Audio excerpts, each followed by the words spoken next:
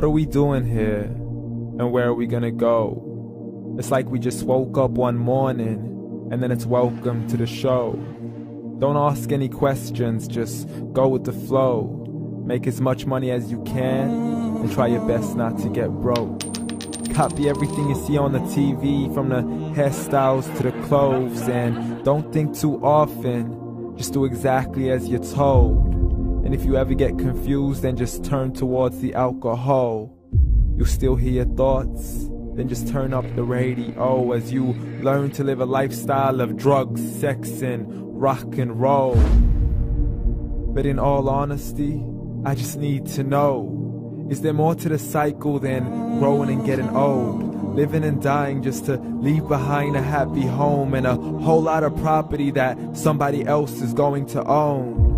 I just really need to know before the casket's closed, 'cause I'm not willing to gamble with my soul, nor am I ready to take any chances. These are just simple life questions, and I'm just searching for some answers.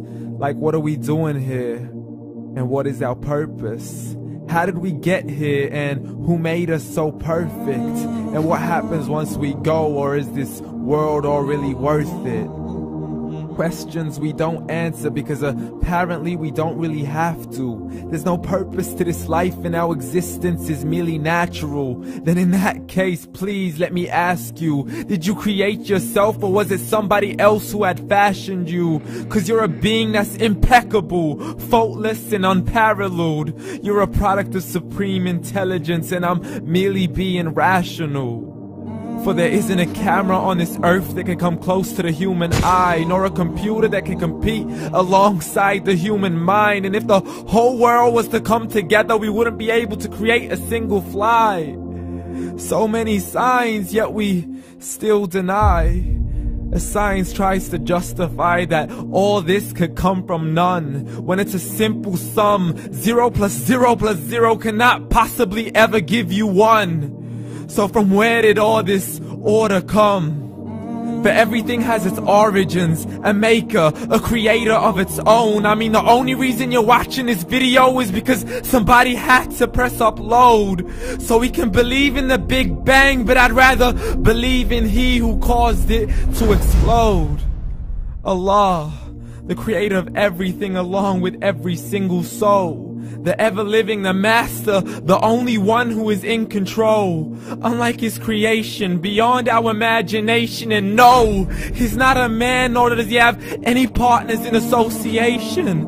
He's on his own. And no, he did not ever leave us alone. Just like every manufacturer, he left us with an instruction manual. The Quran and Islam, and I'm sorry to jump to conclusions, but it's the only one possible. The only definition of God is the one and only supreme being. It's logical, a book with 0 contradictions, with miracles that are both scientific and historical, all revealed over 1400 years ago.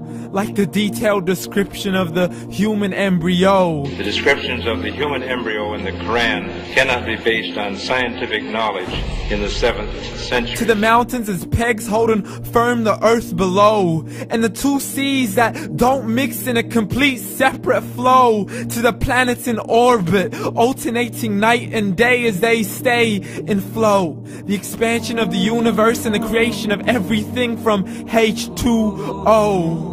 To the stories of the past and the preservation of Pharaoh. To identifying the lowest point in the land where Persia defeated Rome. The gushing fluid that created man in the glands between the ribs and the backbone. And not a word has changed, it's still the same. So please explain how all this was known over 1400 years ago. To a man who couldn't read or write, as he would recite whatever the angels spoke. And if you still don't believe, please try to come up with something that's even close. But you can't, so we took God as a mockery and his messengers as a joke. Muhammad could not read or write.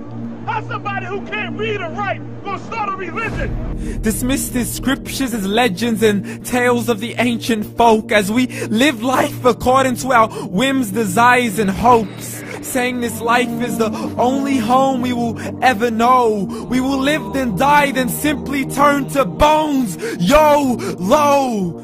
Correction, after the grass dies, the rain arrives and it regrows, and Allah promises to do the same thing to your very soul and bring you back from your very fingertips to your toes, as the all-seeing supreme being watches us so close, and we are surely being tested in our wealth, our health, and our self, and everything that we've been blessed with. So believe, for we will surely be resurrected and be brought back to our Lord and account for every single deed, as He hands us our books and orders us to read.